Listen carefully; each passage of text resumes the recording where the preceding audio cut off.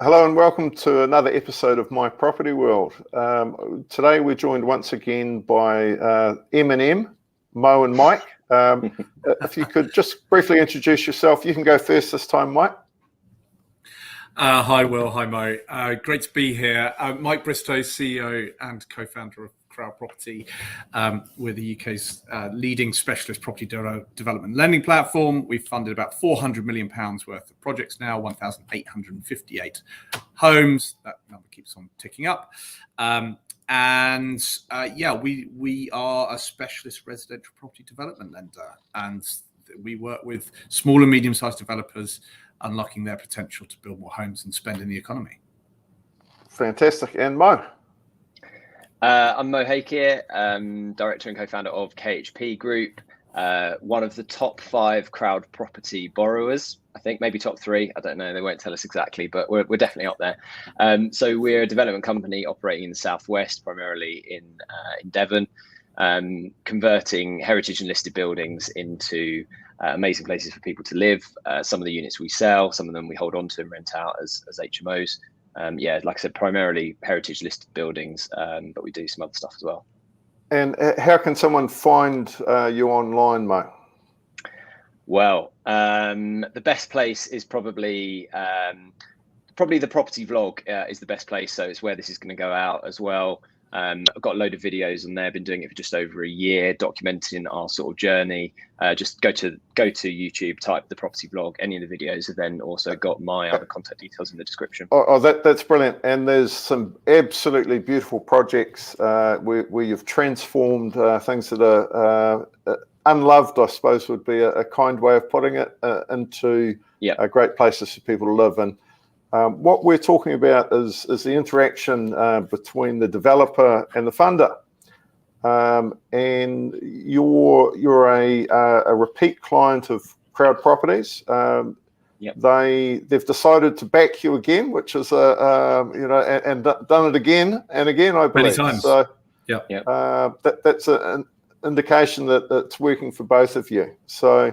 Mo, do you want to kick off with how you view Crowd Property and maybe a couple of illustrations about how it works and the I suppose scope and scale of projects that you've been working with? So the first project we did with Crowd Property was the conversion of a care home into 10 apartments, and that was in Saltash in Cornwall.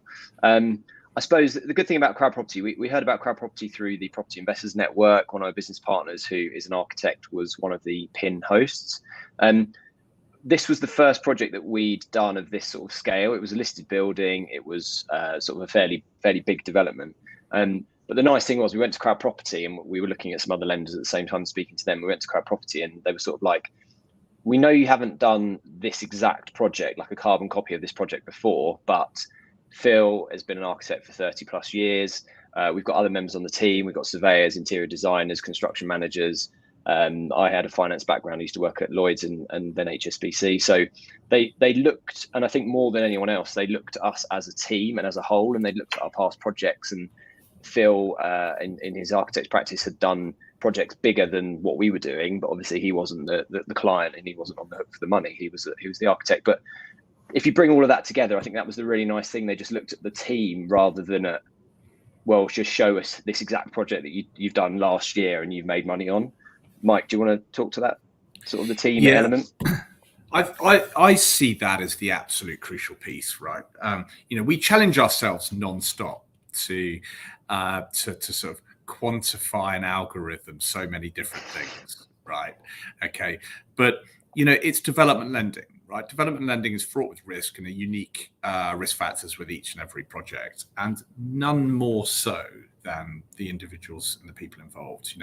We sort of our view is that the principals and the team, they're the ones that could stuff up the best project on paper or make an average project on paper really fly and deliver brilliantly.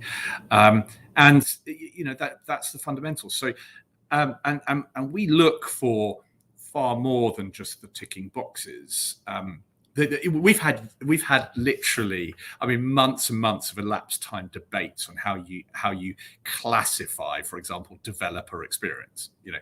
And I won't go into that debate because I could go on for hours on the differences of and different perspectives and how you actually sort of classify it, right?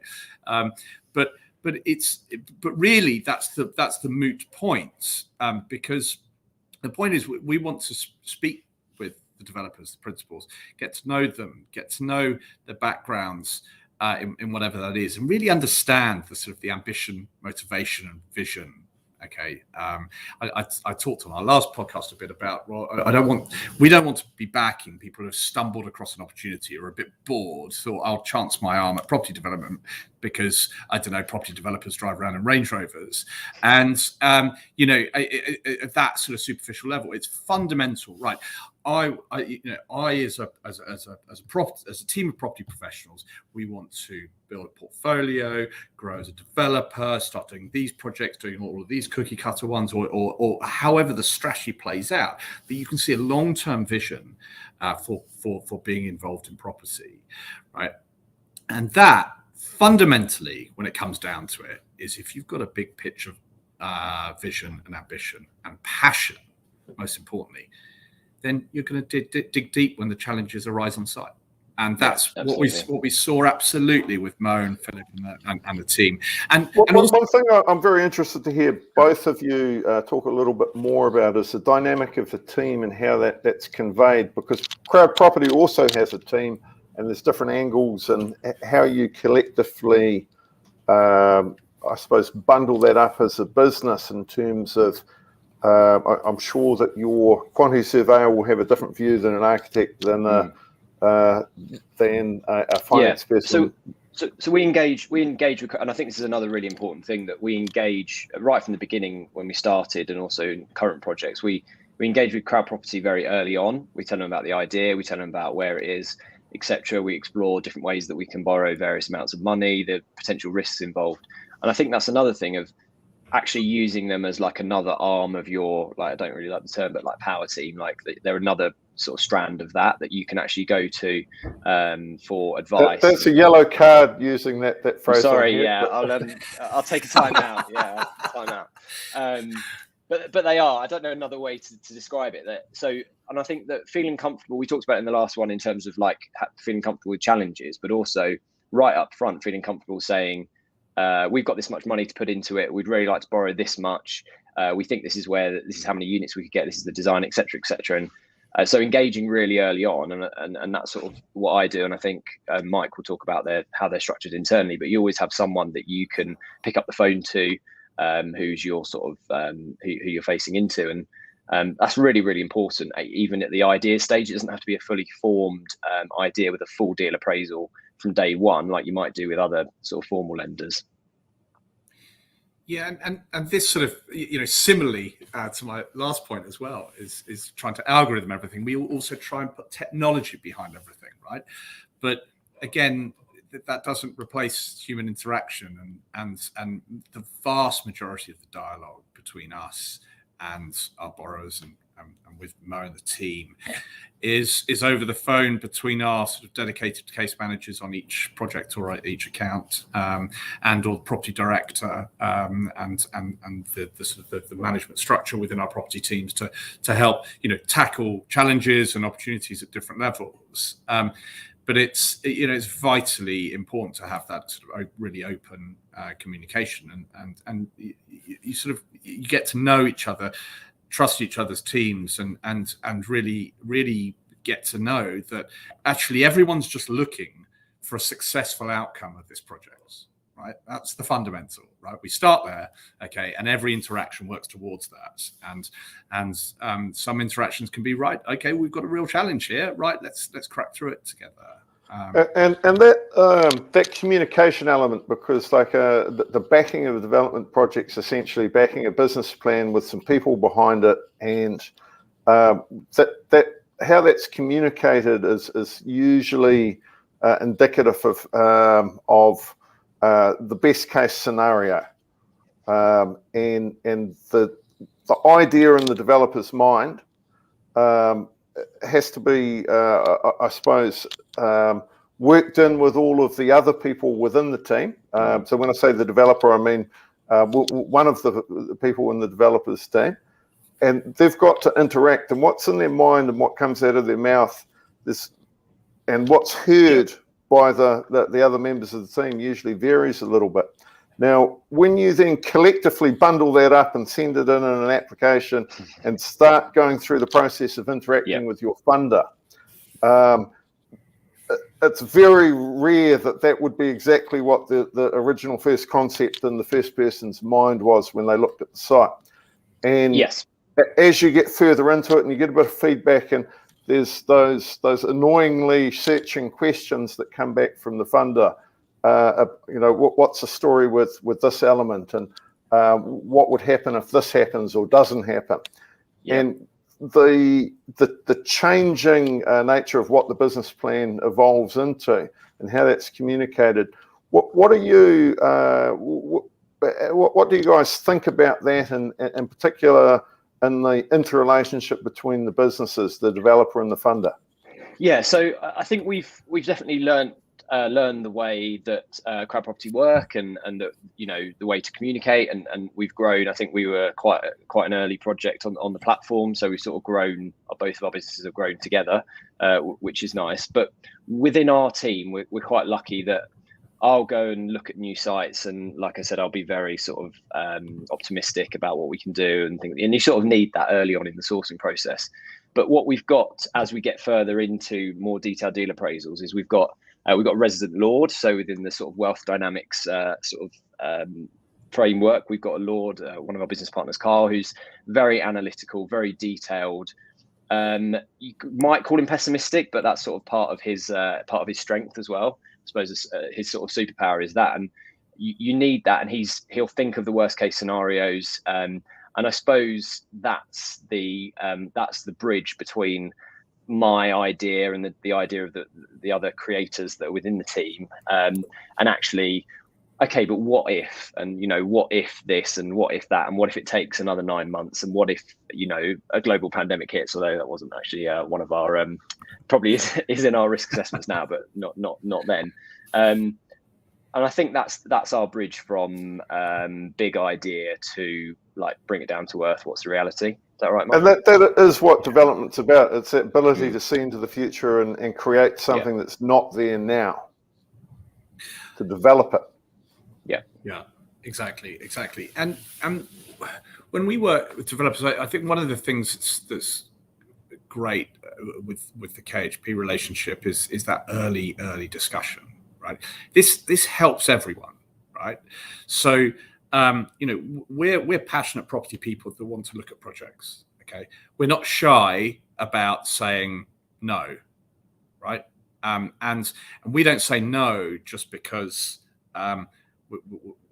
we won't fund it, but we hope it goes ahead. We'll actually have a conversation and say, we see these challenges.